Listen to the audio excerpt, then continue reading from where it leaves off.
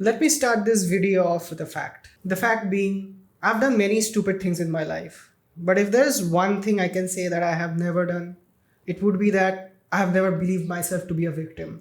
And even by admitting that, I recognize that I'm starting out this video on the wrong foot and destroying my chances with the YouTube algorithm because instead of empathizing with my viewers and building a connection, I'm straight out giving you the impression that I'm better than all of you. But hang on. Don't click away from the video just yet.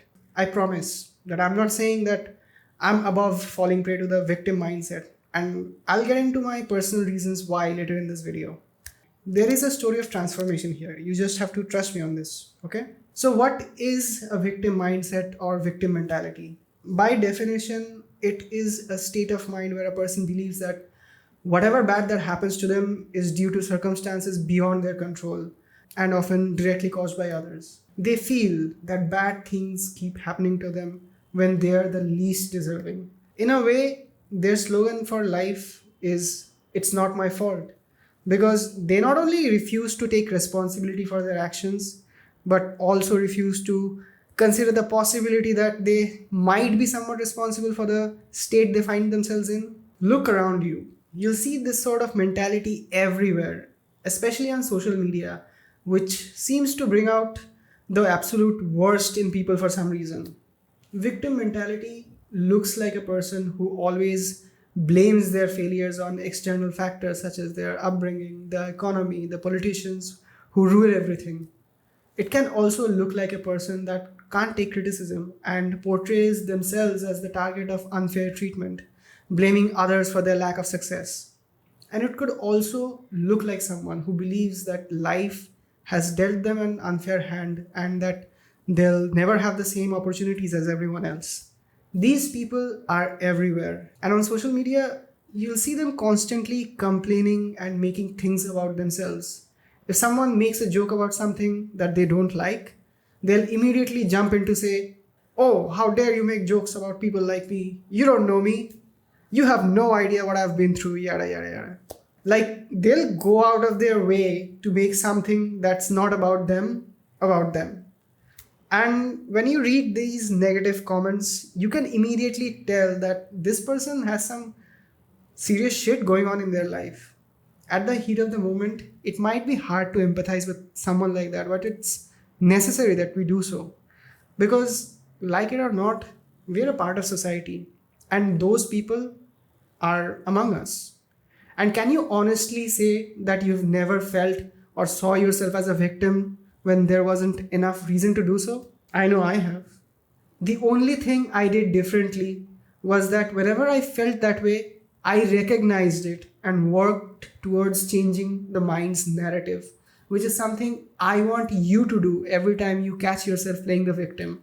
And how you do it is the topic of today's video. To address the root cause of the problem, we first have to try and understand why do people engage in victimhood mindset. So I was researching this topic in detail, and based on what I found, the root of this problem goes back to early childhood. No surprises there. The root cause of victim mentality often stems from childhood experiences and learned behaviors because that's when we're the most vulnerable. When we're children, we have no choice but to give our entire trust to our parents, to feed us, to clothe us, and provide shelter. It's also the time when we're like sponges, tiny little sponges that soak up every bit of information to try and make sense of this world. At that time, traumatic events or an abusive upbringing can leave deep emotional scars and shape someone's sense of self perception. If a person grew up in an environment where victimization was normal, or they witnessed or faced abuse on a regular basis, they will internalize those experiences and their mind will adopt a certain framework as a means of survival or as a learned response to adversity. In a way, we can say that victimizing oneself is a type of coping mechanism because as children, we had no choice but to deal with it by believing that it wasn't our fault. Because it wasn't. While that was true when we were children, the problem occurs when our mind fails to change the narrative as we grow up. As a result, they keep doing what they learned as children, believe they're helpless in front of the cruelties of the world. It becomes a coping mechanism where they have this internal lens that shows them that they are constantly being oppressed or treated unfairly. This mindset allows them to avoid taking responsibility for their actions or circumstances and places the blame on external factors. The memory of past events can become more than just a memory when there is a deep self identification attached with it. Rather than perceiving the event as something that happened to them, individuals incorporate it into their sense of self. This is especially common in cases of victimhood, where the memory of being victimized becomes intertwined with one's identity. And victim identity can be said to be one such powerful form of ego identification, as it provides the victimized individuals with this sense of superiority and sometimes even resentment over both types of people, those who inflicted suffering upon them and those who have not had the same traumatic life experiences or have faced the same level of victimization. Oh, how would he know what I had to deal with just to get through school? What would she know how my life is like when hers is no less than a fairy tale? Bitterness surrounding other people, your immediate surroundings, and current life situations is a common side effect of having a victimhood mindset. At this point, the ego will do anything to protect itself and strengthen its identity. And you can see this on full display every day when people express bitter resentment towards others or constantly shift blame and say, it's not my fault. Just to be clear, I'm not attempting to minimize anyone's traumatic personal life experiences. People have gone through stuff that I don't understand, and I never will. I'm okay with admitting that. All I'm trying to say is that life doesn't always need to be one big fuck up where you have no role except to just play along. If you happen to be someone who derives their sense of identity solely from being a victim, I know for a fact that you can change. It is possible to change the narrative and not limit your potential for growth and empowerment. And the process begins the day you accept the fact that you indeed have a victim mentality, that you go around blaming other people for every other misfortune you encounter in life, when in reality, you're a victim to the circumstances that you created. It's hard to see and even harder to admit, but the life you're experiencing right now might be exactly what you deserve. So, how do you deal with this problem? The answer is quite simple, really. You deal with this problem by doing the exact opposite of what you've been doing so far. You take full responsibility.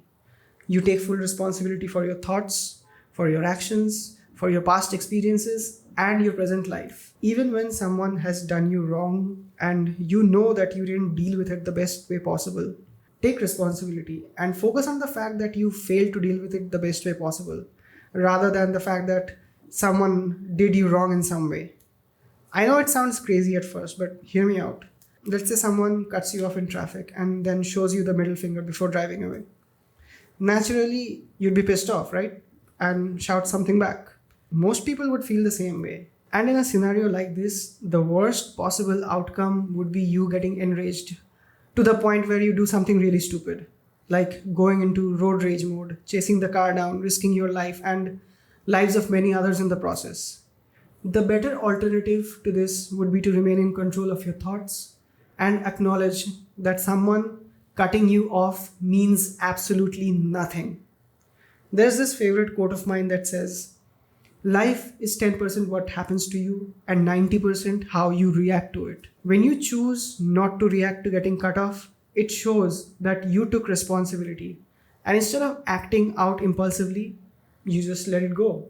You accept the idea that I can't control how the world is and how it works, but the least I could do is be in control of myself. This idea has practical applications in day-to-day living as well. And if you manage to adopt this mindset and put it to good use, you'll find that your life is slowly but surely changing for the better. Every day after waking up, ask yourself, what are the 5 things that I can do right now to make this day better? And go do them. After waking up, you can make the bed, tidy up the room, you can go for a walk, eat a nutritious breakfast, and Read for 30 minutes.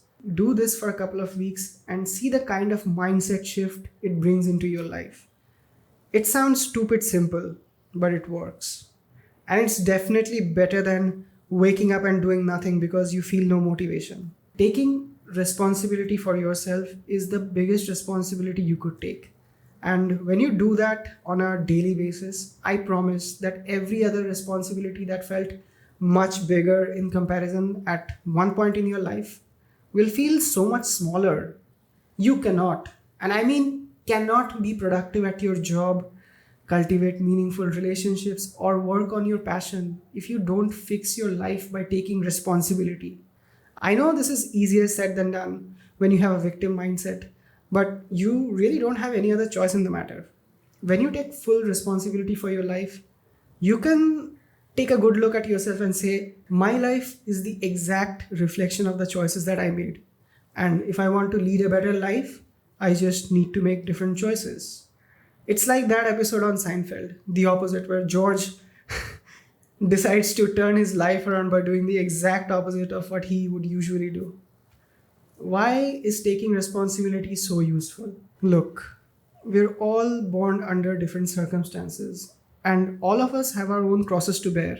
But you shouldn't let the circumstances of your birth or the external problems that are weighing you down prevent you from taking responsibility for your own life. That's because responsibility plays a crucial role in shaping one's identity and self-respect. Responsibility gives life meaning.